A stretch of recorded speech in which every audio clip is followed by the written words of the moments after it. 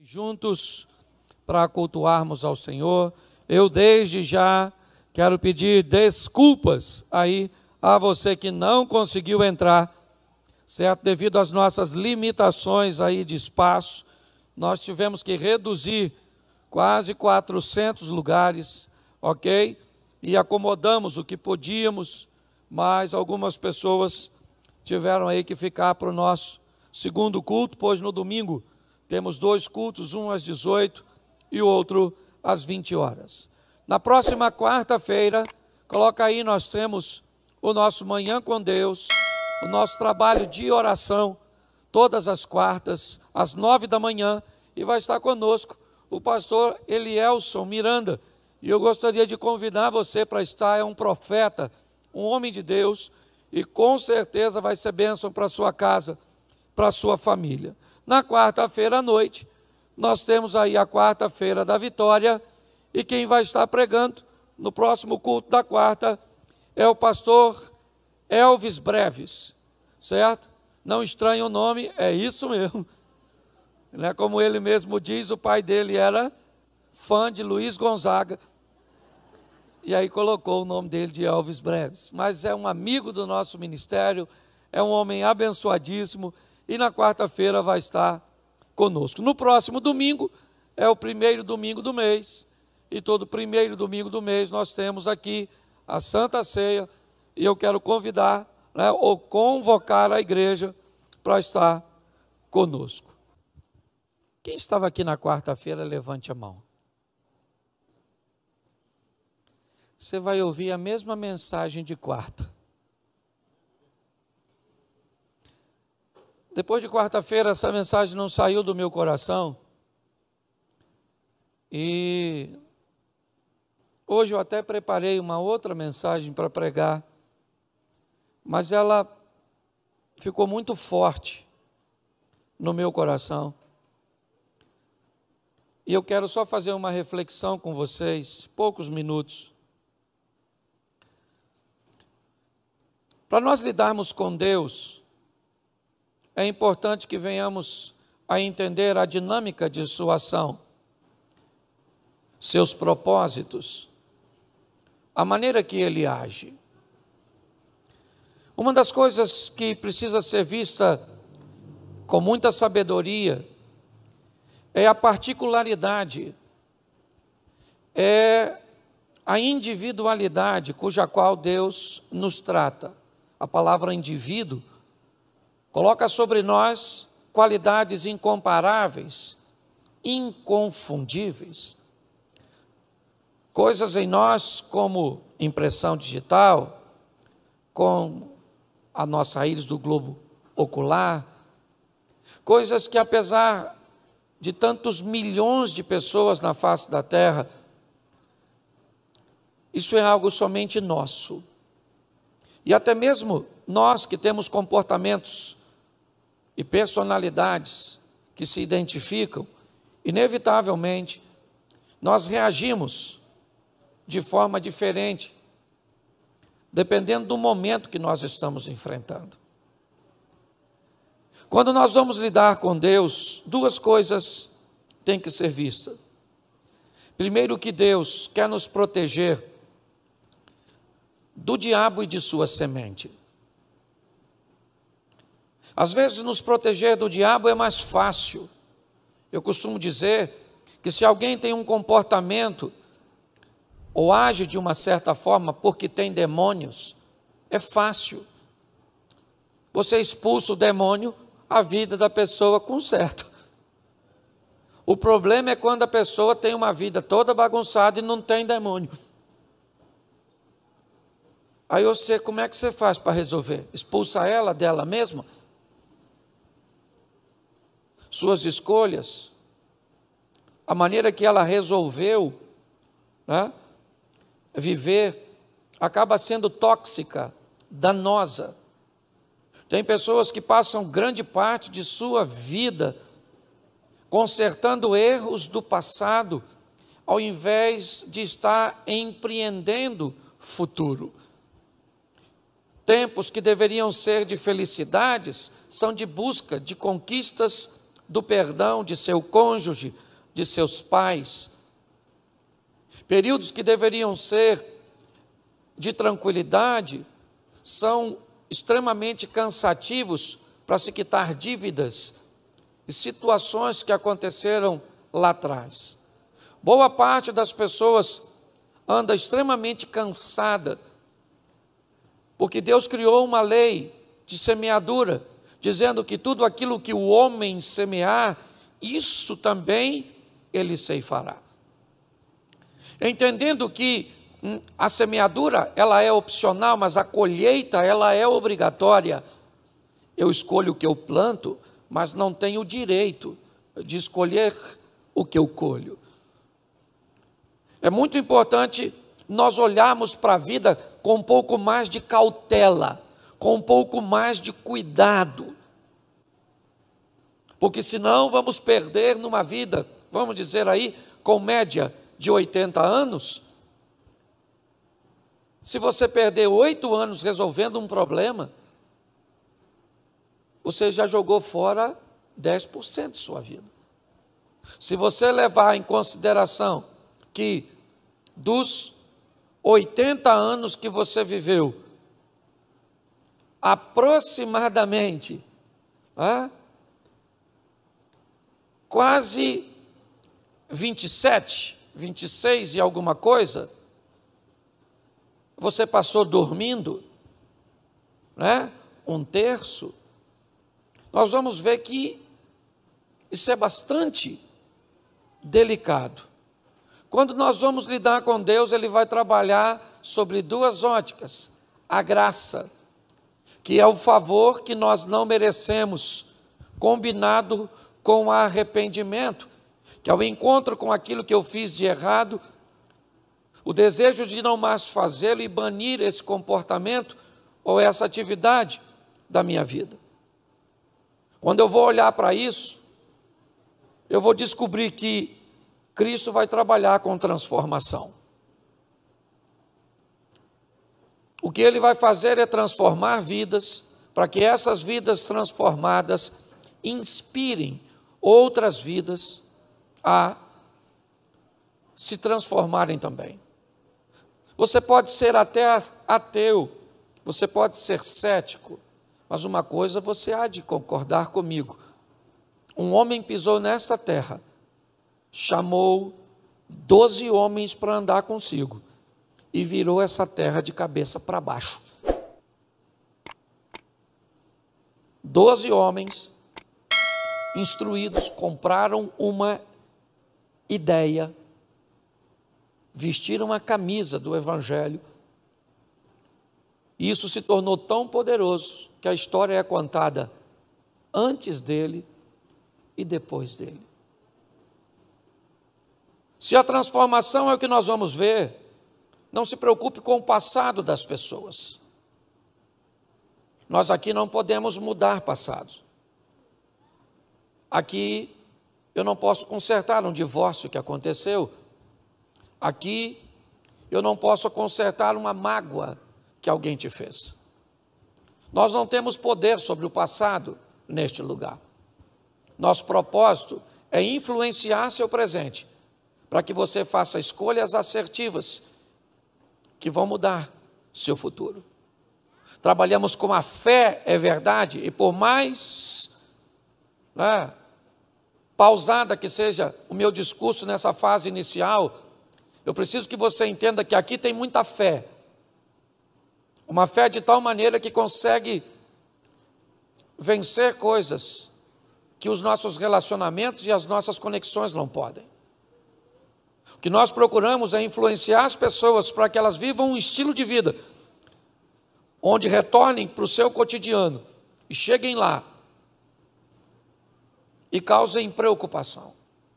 O que nós queremos é que você acabe infectando outras pessoas, só que ao invés com Covid-19, você seja alguém capaz de infectar as pessoas com o vírus da fé, com a transformação que Cristo pode causar.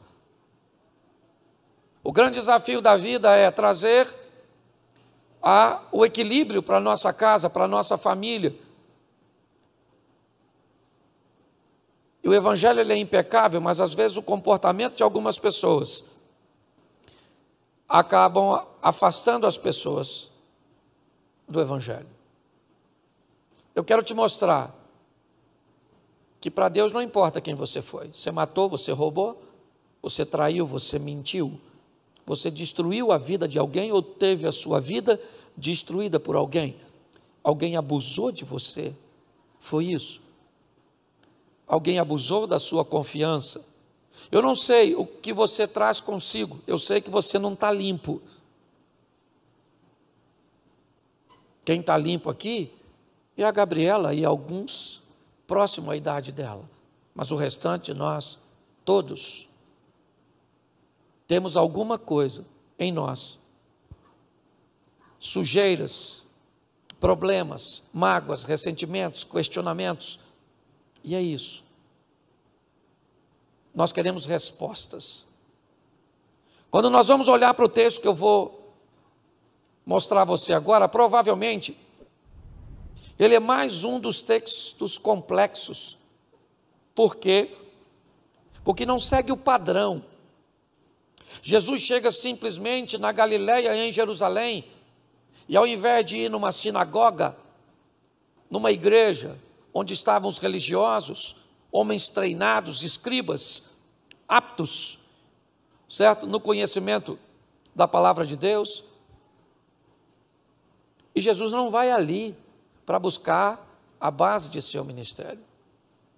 A ação dele é um pouco contraditória segundo os nossos parâmetros. E eu quero te mostrar uma coisa muito preciosa. Coloca João, capítulo 1. Eu vou ler bastante e vou falar pouquinho para você sair e o pessoal entrar. João 5. É isso? Isso. João 5:1, coloca para mim aí. Abra a sua Bíblia. Isso.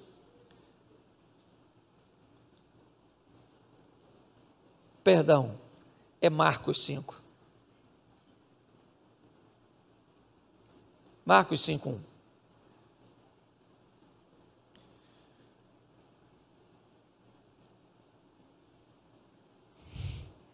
Acho que eu estou nervoso.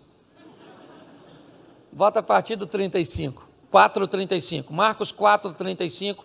E aí nós vamos entrar no 1, porque eu já estou entrando direto na história, sem mostrar para vocês o contexto. Marcos capítulo 4, verso 35.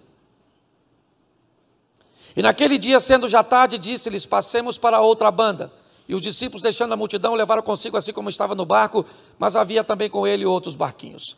Levantou-se um grande temporal de vento, de maneira que as ondas subiam sobre o barco, e ele já se enchia, e ele estava deitado sobre uma almofada, despertaram, dizendo: mestre, mestre, não se te dá que pereçamos? E ele, despertando, disse ao vento: cala-te, disse o mar: aquieta-te. E o vento se aquietou, e houve grande bonança. E disse: por que sois tão tímidos? Ainda não tendes fé? E sentiram um grande temor, e diziam uns aos outros: mas quem é este que até o vento e o mar lhe obedece? Versículo 1 do capítulo 5. Agora sim, e chegaram na outra banda, na província dos Gadarenos. Feche os seus olhos agora e não feche a sua Bíblia. Senhor nosso Deus e Pai, em nome de Jesus, eis aqui a Tua palavra, continua falando conosco, usa-me como um canal de bênção nessa hora, em nome de Jesus, amém, glória a Deus, amém?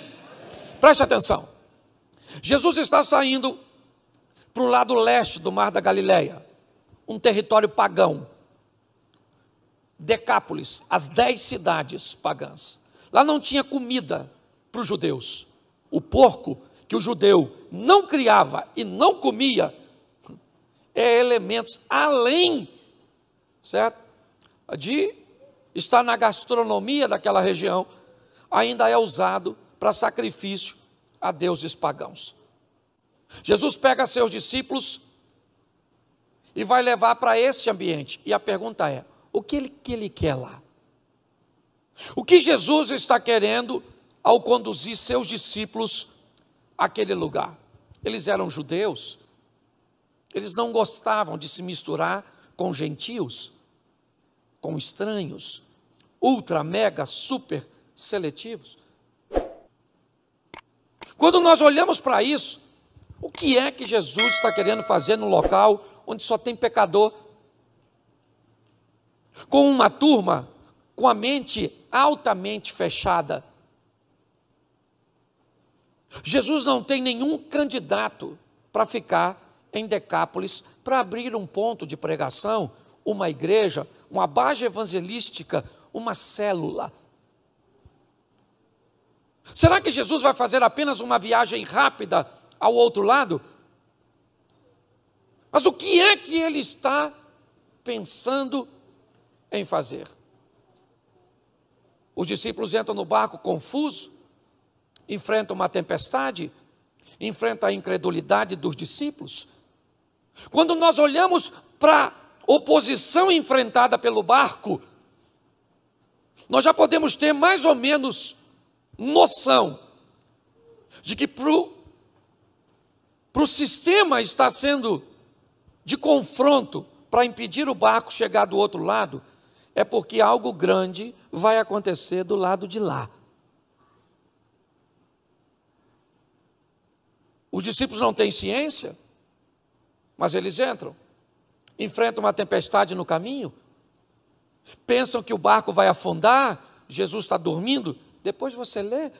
E o que é que ele quer hoje, principalmente aí na garotada mais nova, é a palavra influência.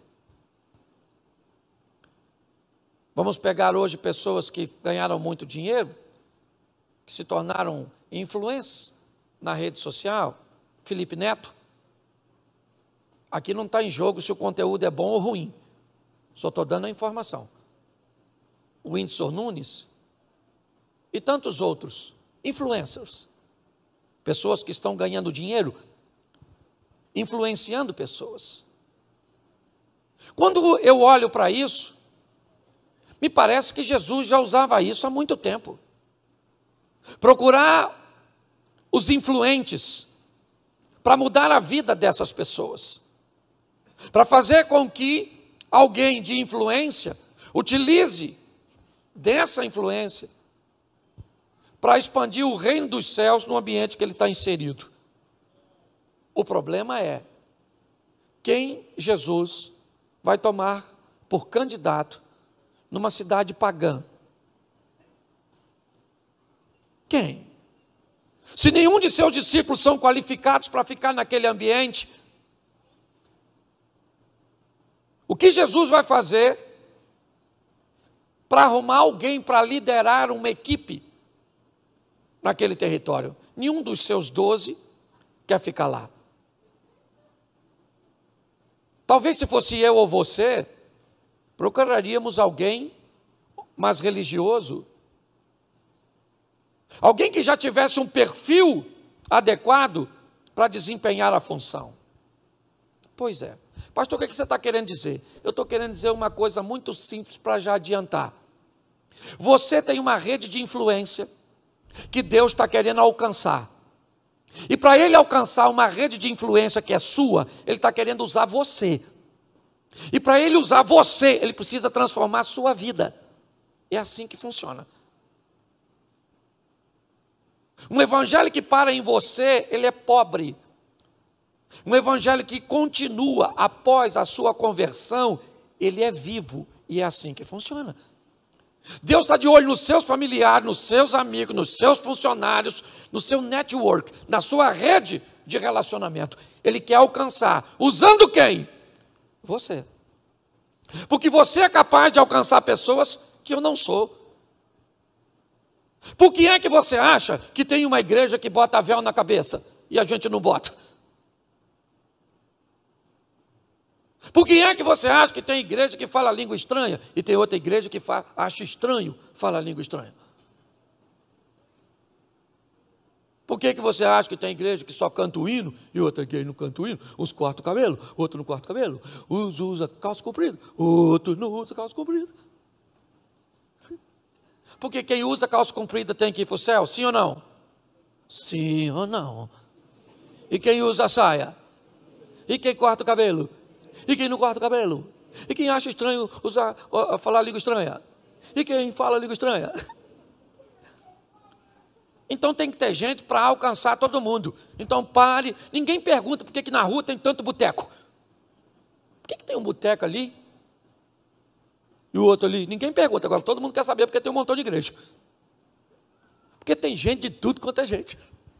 Louvado seja Deus, que é para ninguém ir para o inferno. Mas tem uns teimosos que vão. Você está rindo, mas é sério. Então preste atenção nisso aqui. Os discípulos acabaram de chegar, eles estão assustados, quase morreram afogados, não estão entendendo o que estão fazendo ali. Quando ele acaba de chegar com o barco, sai um camarada correndo na direção deles. O cara está todo machucado, gritando e pelado. Pensa na visão do inferno. Aquele cara correndo, peladão. E o discípulo deve ter pensado, gente, nem me refiz do susto que levei, e lá vem outro. A última coisa que eles pensariam é que Jesus está ali por causa daquele cara. Por quê? Porque ninguém estaria. Esse é o problema. O modelo que nos ensinaram muitas vezes, quando nós nos deparamos com alguém que não segue o protocolo, que não está dentro do sistema, da caixinha, se o cara está bêbado, se ele está vestido de mulher, se ele está armado, se ele é violento, se ele é um drogado, se ele é um tatuado, se está cheio de piercing, se não tomou banho, se não cumpre o protocolo, provavelmente Jesus não tem nada a ver com ele. Nós vamos precisar romper com alguns paradigmas, porque tem muita gente que faz parte do nosso circuito, do nosso caminho, da nossa jornada, e que está precisando de nós para conhecer Jesus. Posso ouvir um amém? Amém. Não dê ninguém por perdido, porque para Jesus não tem. Ele pode salvar qualquer pessoa. Só cuidado com a sua medida, porque talvez o impossível não está no que ele pode fazer na vida do outro, mas o impossível está sendo visto por falta da intimidade que você tem com ele. É só isso. Aquele camarada vem na direção, nu, ferido, louco, e Jesus quer ele. Por quê? Porque naquela época não tinha rede social. Lembra do influencer? Você sabe quem era um dos maiores influencers daquela época? O pelado. Porque todo mundo sabia. Conhece o maluco? Aquele que anda pelado aí atacando os outros? Conheço. Todo mundo sabia quem o camarada era. Sim ou não? Ele era pop. Se a popularidade dele é negativa, isso não é problema nosso. Porque o negativo na mão de Deus toma uma dimensão que você nem possa imaginar. Quando nós olhamos para esse ambiente, lá vem o cara pelado. E todo mundo achando, nossa, confusão, que azar que Jesus deu, acabou de chegar. Lá vem. Quando o camarada vem, ele já olha para Jesus e diz, o que tenho eu contigo, filho do Altíssimo, para você vir me perturbar? Jesus falou, como é que é seu nome? Ele falou, meu nome é Legião, porque nós somos um montão. Jesus falou, não quero saber a quantidade, sai dele agora. Sai dele, deixe ele vazio, saia. Porque preste atenção, Jesus só precisa de uma coisa para mudar a sua vida, que você se esvazie. Só uma coisa. Se você se esvaziar de você mesmo, de suas mazelas, de suas preocupações, de seus traumas, romper com seus paradigmas e abrir seu coração, você vai ver que não interessa seu passado. É a história do azeite se multiplicando e enchendo os vasos. O profeta disse para a mulher, pega vasos emprestados dos seus vizinhos, porque a multiplicação de azeite vai vir a partir deste vaso. Mas o que tinha no vaso anteriormente não interessa. Se o vaso tinha cachaça, se o vaso tinha cocaína, se o vaso tinha uma vida totalmente oposta, não interessa o cheiro que o vaso veio, porque a hora que Jesus encher o vaso, o passado dele cai por terra e ele está exposto ao novo estilo de vida. Então, cuidado com isso. Quando nós olhamos para este homem, ele veio nu, ninguém entende nada. Jesus expulsa os demônios dele. É verdade. E agora este homem está sentado no meio, vestido, em sã consciência, conversando com os seus discípulos. Ou com os discípulos de Jesus. Quando isso acontece, o texto diz que a multidão corre para a cidade e vai avisar todo mundo que alguma coisa aconteceu com o cara que andava pelado. Alguma coisa aconteceu na vida daquele camarada. E por ele ser popular, todo mundo quer dar uma olhada nele. Quer ver o que aconteceu. Por quê? Porque todo mundo sabe quem ele é. É claro para todo mundo que ele não vale nada. Ou pelo menos não valia. Você quer trocar o rótulo e colocar isso na atualidade? É fácil. Ele não tinha nem nome. Ele é o gadareno, o nu, o louco, o maluco. O perigo para a sociedade. É isso que ele é. Você quer trocar o nome? É fácil. É só tirar o de alguma pessoa que só fica fofoqueira. É só tirar o de alguma pessoa que só fica caloteiro, só fica mentiroso, só fica grosso, traidor, adúltero, vadia. É isso. Dependendo do que tira, o que sobra é um gay, um homossexual. É isso. O que as pessoas fazem é simplesmente rotularem outras numa linha ultra, mega, super pejorativa. O que nós estamos olhando é para um homem que todo mundo dava a ele como perdido, mas o amor de Deus chegou para aquele homem na pessoa de Cristo Jesus. Mas não é fácil. Você acha que um banho, uma roupinha limpa e a perda de um mau cheiro é o suficiente? Não é não. O grande desafio das pessoas que se convertem ou que buscam se converter é não entenderem que entre a conversão e a concretização, o estabelecer da palavra de Deus, existe um processo que ele é rapidinho para nós conversarmos, mas ele demora um pouco na hora de ser colocado em prática. Agora todo mundo que olha para ele, quem é aquele? Aquele é o cara que andava pelado, mas agora está vestido. É o louco que andava gritando, mas agora está falando baixo. Nossa, é ele mesmo? É. Mas e aí? É só isso? Não.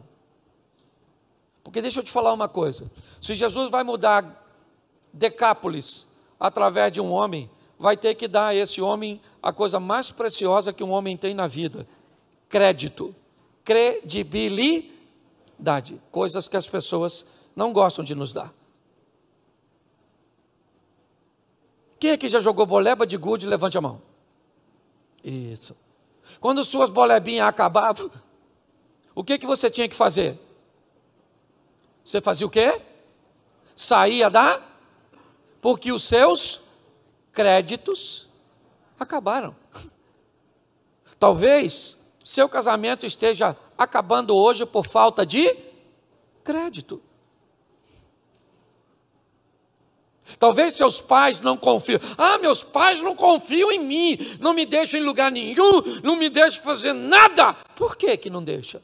Porque você acabou com os créditos que você tinha. Por que é que nenhuma instituição bancária oferece crédito para a sua empresa? Porque você não tem crédito. Você pegou o que você tinha e jogou fora. Quando nós olhamos para isso aqui, nós vamos descobrir, se eu quero viver com Jesus, eu vou ter que entender que muitas vezes eu acabei com os meus créditos. Mas ele vai me emprestar aquelas 3 bolebinhas que me coloca de volta na brincadeira. que me dá a oportunidade de tentar novamente. Por isso que o nome da igreja é Recomeçar. De fazer novamente, mas agora de uma forma assertiva. Fazendo um reposicionamento. Trazendo para si um estilo de vida equilibrado. Porque muita gente não consegue prosseguir na sua caminhada, porque acha que entrou, levantou a mão, e agora todo mundo na sua casa vai olhar com você. Nossa, você traía, aí chega em casa depois do culto. Veio aqui e aceitou Jesus. Mulher! Ela fala, aceitei Jesus. Ele te aceitou? Você aceitar ele é fácil. Difícil é ele te aceitar sabendo quem você é. Agora eu sou um novo homem. A mulher olha e diz, por enquanto só você acredita nisso. Porque você vai precisar retomar a credibilidade novamente. Se você quer ter uma caminhada com Deus segura, firme, aprenda que para andar com Deus você tem que ter crédito, tem que ter moral, melhor dizendo.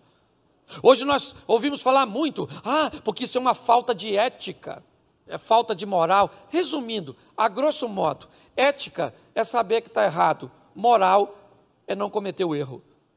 Hoje está assim de gente que tem muita ética, mas não tem moral nenhuma. O desafio é esse. O indivíduo que tem ética, ele sabe que trair está errado. Mas o indivíduo que tem moral, ele não trai. Quando nós olhamos aqui, o que vemos é que vamos precisar reconstruir. Nós vamos pregar o evangelho para as pessoas, porque a tônica é essa. É expandir o reino, é expor Jesus, é pregar a salvação, é mostrar a beleza do evangelho. Mas quando nós vamos mostrar, o que as pessoas falam normalmente? Tem um cara perto da minha casa, tem alguém na minha família. Sempre alguém traz à tona o descrédito. Sabe? Por isso que a Bíblia diz que Jesus é um rio de água viva. Por quê? Viva. Porque ele arranca a sujeira, como arrancou a de Naamã, e não vai parar nas margens. Ele vai levar embora para o mar do esquecimento. Porque nós sujamos a imagem dele. A verdade é essa. Com o nosso comportamento. Quando eu olho para esse homem, como é que ele vai mudar? Ele vai mudar ganhando um pouquinho de crédito. Por quê? Porque ele já está vestido e não estava. Ele já está tranquilo e não estava. Ele parece que tem um novo estilo de vida. Então, se ele parece, vão para a segunda fase dessa história. A fase da desconfiança.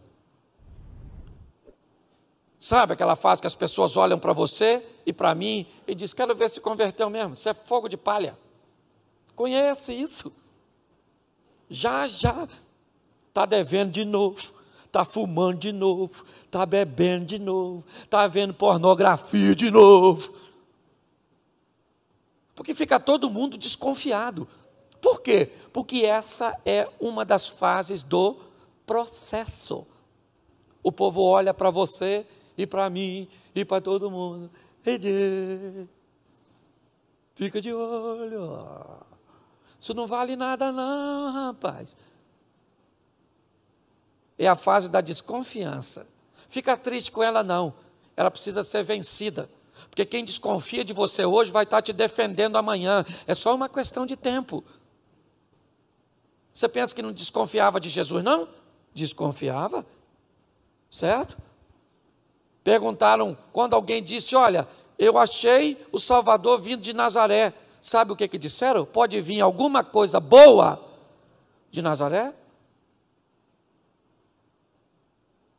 Fica todo mundo de olho. Olha, eu não sei se Mary vai lembrar disso, mas no começo do meu relacionamento com minha mulher, meu comportamento era tão ruim, que meu tio, que me criou como pai, chamou ela e falou para não casar comigo.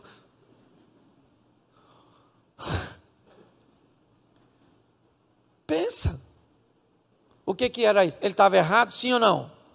Sim ou não? Não. É claro que não.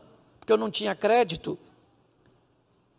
Aí eu me converti, ficou todo mundo na desconfiança. Eu parava no lugar, tinha gente que me chamava para beber. Toma um negócio aí, Cláudio. Não, menino, aceitei Jesus. Agora é Bíblia. Ô, irmão, a paz do Senhor. Deixa que eu tomo para você.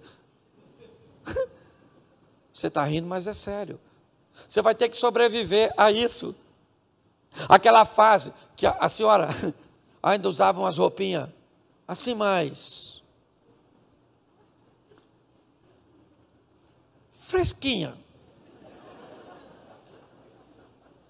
Aí a senhora se converte e não deu para mudar o guarda-roupa. Então a senhora ainda vem para a igreja. Eu falei isso aqui, esse dia eu vi uma irmãzinha na rua da igreja, de longe. Falei, Jesus, é minha ovelha. Mas eu falei, arrancaram a lã dela. A irmãzinha está quase pelada, meu Deus, tem misericórdia. Você está rindo, mas é sério. Hoje ninguém entra pecador 7 horas da noite e sai santo 9 não. Isso é balela. Você tem que acreditar que Deus entrou na sua vida através do Espírito Santo, que a palavra de Deus vai entrar e que é só uma questão de tempo e vão ter que engolir o que estão falando a seu respeito. Mas você tem que dar os outros o direito de desconfiança. Olha para tu. Está lá na igreja agora. Rapaz, que já saiu com meus amigos tudo. Parecia roleta de ônibus. Agora está na igreja. Pois é, e aí Jesus muda. Mas não queira que as pessoas acreditem nisso de primeira. Porque você vai ter que passar para o terceiro estágio. O estágio da consolidação do tempo. O povo vai ficar de olho em tu. 20 anos depois, eu estou atravessando aquela Praça da Mantiqueira. Eu sou nascido e criado nesse lugar. Se Deus me der graça, vou morrer aqui, nesse lugar. Louvado seja o Eterno. Eu amo Xerém. Certo? Fico com raiva quando fala que o Zeca Pagodinho é de Xerém. Porque ele não é, sou eu. O Jorginho não é de Xerém. Ninguém. Estão roubando meu título. Escute, eu amo, eu amo. Aí eu estou atravessando a rua, 20 e poucos anos depois. Um menino chamado, eu acho que era Vinícius. Quando eu atravessei a rua, que eu cheguei do outro lado, ele olhou para mim e falou assim, tu mudou, hein, Cláudio? Falei, mudei? Ele falou, mudou, rapaz. Você estava atravessando a rua, a menina lá passando, você nem olhou. O cara estava olhando, para se eu ia estar olhando, para uma menina que estava passando a rua, e eu não olhei porque não vi.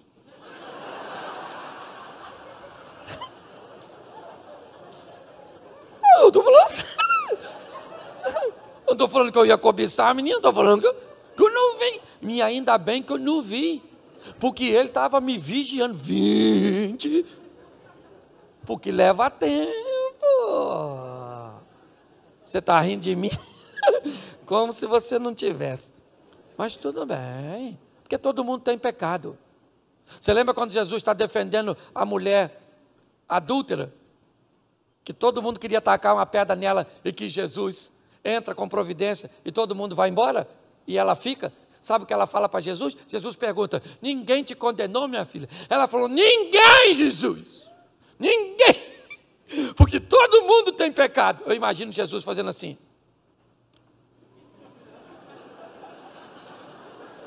Todo mundo não, fala. Eu aqui tenho moral para te dar uma pedrada. Você está rindo? Nós vamos ter que sobreviver a isso, está todo mundo. A Bíblia diz que nós estamos cercados por uma grande nuvem de testemunho. Está todo mundo de olho em tu, na sua rede social, no que você falar. Um tempo atrás, eu fui comprar um pão de bermuda. Bermuda, Abner. Cheguei na padaria. Eu conhecia a menina que ia me servir o pão. sabia que ela era meio xiita no ambiente religioso. Aí eu me aproximei do balcão para ofuscar o campo de visão. Aí ela falou: tá de bermuda, pastor? Falei: sangue de Jesus tem poder. Eu falei: tô, filho, eu vim aqui rapidinho, me dá o pão aí. Ela falou: nossa, o pastor assim de bermudinha.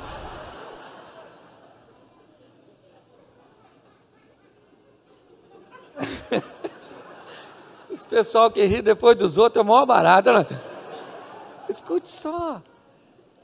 Está todo mundo de olho em você, querido. Se você não quer ser testemunha do Cristo vivo, você tem todo o direito. Mas se for para andar com Ele, vai ter que pagar o preço de levar a Deus a sério. Essa é a grande verdade. Sabe? O tempo vai contar a seu favor. Porque quando você vencer o estágio do tempo, sabe o que acontece? A turma que desconfiava de você e que te perseguia começa a te defender. Hoje, por exemplo, às vezes eu paro ali, lá não vou falar o nome não, para não fazer propaganda. Eu paro ali porque meu primo para ali num boteco. E aí alguém fala assim: e aí, pastor, vai tomar uma? Aí alguém fala: brinca assim com o pastor não, rapaz. O pastor não gosta dessa brincadeira não. Eu nem falo nada. Já tem gente me defendendo. Antes que me acusava. Lá no seu trabalho, aquelas pessoas que, olha a Bíblia, vai para a igreja. Isso aí, com o tempo, sabe o que eles falam? Tem culto lá essa semana? Leva meu nome aí da minha mulher, leva. É ou não é assim? É assim. Depois de um tempo, quando descobre que você realmente vestiu a camisa, fala assim: menino, leva meu nome aí, menino. O nome dos meus filhos. Já estou querendo entregá-los ao Estado Islâmico, esses meninos. Pare e pense. Você começa então a se deparar com os defensores, com aqueles que já viram que você está mudado, está transformado. Gente, eu tenho a minha rede de relacionamento e ela eu vou influenciar. Eu não tenho como influenciar a sua. Quando eu olho para esse camarada, eu vejo quem ele era. Ele era um maluco que andava nu. Mas quando Jesus vai sair dali, ele pede a Jesus: Senhor, me deixa ir com o Senhor. Eu estava morando nos sepulcros, ninguém me dava confiança. Ele disse: não, meu filho, você não vai comigo. Você vai para a sua casa, você vai para os seus, você vai para a sua rede de relacionamento e vai mostrar para eles quão grandes coisas fez o Senhor por você e como Ele teve misericórdia. Você não vai falar para eles, gadareno, não fale para eles, gadareno, porque esse povo já está cheio de palavras, este povo já está cheio de hipocrisia. Pare de falar de amor, gadareno, e ame. Pare de falar de bondade e seja bom. Pare de falar da verdade e viva, porque o povo não aguenta mais palavras, o povo está querendo decisões. Jesus está dizendo: vai para lá, gadareno, e mostra para eles quão grandes coisas eu fiz por você e como eu tive misericórdia de você. E sabe o que é legal de uma rede de relacionamento? É o que o marketing multinível descobriu. É a chave de um bom negócio, se for feito de maneira correta. O que as pessoas fazem hoje no marketing multinível para enganar pessoas, para ludibriar pessoas, é algo extraordinário se usado da forma correta. Porque preste atenção, gadareno, ele vai para a sua rede de relacionamento e expande o evangelho. Mostra para eles, com 1 mês, com 2 meses, com 1 ano, com 2 anos, está ali. E quando ele fez isso com sua rede de relacionamento, Sua rede de relacionamento tinha um braço de relacionamento, que tinha outro braço de relacionamento, e o evangelho foi se espalhando em Decápolis. Pessoas estão sendo transformadas. A história do homem que mudou é verdadeira, ele mudou de verdade, certo? E quando será que o transformador volta de novo? 2 anos e meio. Marcos 8. No final do capítulo 7, Jesus chega em Decápolis, pelas terras de Tiro e de Sidom. E agora, quando Jesus chega, 4.000 homens, 2 anos e meio depois. Gente, reunir tanta gente naquela época não era tão simples. Quando você vai a Jerusalém, você vai a Galiléia, você entende que para dar àquela multidão, discípulos de Jesus, mensageiros, iam 20, 30, 2 meses à frente, avisando quando Jesus ia chegar. Era tão difícil juntar pessoas que Jesus fazia milagres com o propósito de aproximá-los. Nós vamos lá por quê? Porque Ele dá pão para a gente. É isso, Ele dá pão, sabe? Olha só, você acha, pastor, comida? Pois é, estranho, né? Quando Jesus encontra com Pedro, que tinha ido pescar e volta com o barco vazio, sabe o que Jesus pergunta? Vocês têm o que comer? Jesus não chamou isso para orar. Não, vamos ler a Bíblia, não. Vocês têm alguma coisa para comer? É isso? Jesus estava preocupado, muito mais do que também com a parte espiritual. Quando eu olho para esse texto, o que eu vejo? Jesus chega agora lá, eu imagino a boca, né? Ou a expressão, melhor dizendo, dos discípulos. Vamos de novo em Decápolis? Vamos. E da última vez, deixamos um camarada lá, o ex-endemoniado. 2 anos e meio, e agora, como é que nós vamos chegar? Nós, tem tanta gente aqui, segundo a multiplicação dos pães. Olha bem. E agora? Nossa, mas como é que esse povo está todo aqui para ouvir Jesus? Como é que ele está todo aqui? Ele está todo aqui porque um indivíduo mudou de vida de verdade, e uma pessoa, quando muda de vida de verdade, desencadeia isso. Nós somos uma igreja que tem por nome Recomeçar. Como eu disse, nós não podemos mudar passado, só influenciar futuro. Nosso propósito é que você gaste mais tempo de sua pouca e única vida empreendendo o futuro e vivendo o extraordinário do que corrigindo posturas anteriores. O que nós queremos é que você seja feliz, porque é isso que Deus quer. Com riquezas também, se isso for para você, se você esteja habilitado a vencer os obstáculos. Pastor, mas Jesus falou sobre pobreza. Onde? Quer saber porque nasceu numa manjedoura? Fácil. Quer saber porque nasceu num lar pobre? Fácil. Só para ser acessível. Porque se nasce num palácio, os pobres não poderiam visitá-lo. Quer saber por que nasceu daquele jeito? Porque pastores vão visitar Jesus na manjedoura e astrólogos, magos, como queiram, vão visitá-los. Quer saber por quê? Porque pastor não leva nada para Jesus quando vai visitá-lo, porque não tem recursos. Quem leva ouro, incenso e mirra são os magos, porque tem dinheiro. Jesus nasce naquele ambiente para dizer: eu sou acessível e nasci para ricos e para pobres. Ele nasce em Belém, que é terra de agricultor. E o anjo aparece no deserto, que é terra de pastor. O anjo diz para o pastor que está no deserto: vai até Belém visitar o Salvador. Sabe o que é? É pastor visitando agricultor. Terra de pastor, deserto, Belém, terra de agricultor. Lembra quem era pastor? Abel. Lembra quem era agricultor? Caim. Jesus está nascendo para unir aquilo que o pecado separou lá atrás.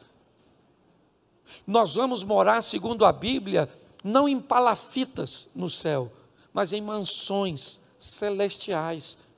Então, cuidado com o que você fala. Amplie sua visão. Transformai-vos pela renovação da vossa mente, para que você descubra qual é a boa, perfeita e agradável. Jesus está voltando. Viva o extraordinário, o incrível, o sensacional. Essa é a nossa proposta. Posso ouvir um amém? Eu preciso que você fique de pé. E, por favor, saia por trás. Vá embora, não fique para o segundo culto, porque não tem espaço para tu. Louvado seja Deus. Tá certo? Feche seus olhos aí. Feche seus olhos. E quando você sair, sai pelas portas de trás, tá bom? Porque o pessoal vai entrar pela lateral aqui. Feche seus olhos. Pai, em nome de Jesus, que essa palavra não se perca e que venhamos nesta noite ter a maturidade de entender que somos responsáveis pela rede de relacionamento que o Senhor nos introduziu.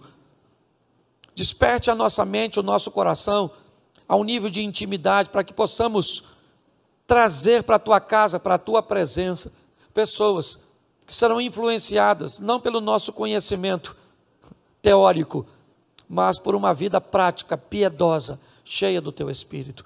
Que esta seja uma semana extraordinária, uma semana de boas notícias, de bons negócios. Leve o teu povo em paz, guardado por tuas mãos. Que o grande amor de Deus, nosso Pai, a graça de nosso Senhor e Salvador Jesus Cristo e as doces consolações do Santo Espírito de Deus, seja para com todo o povo do Senhor, e todos digam: que Deus te abençoe. Sente aqui você da frente.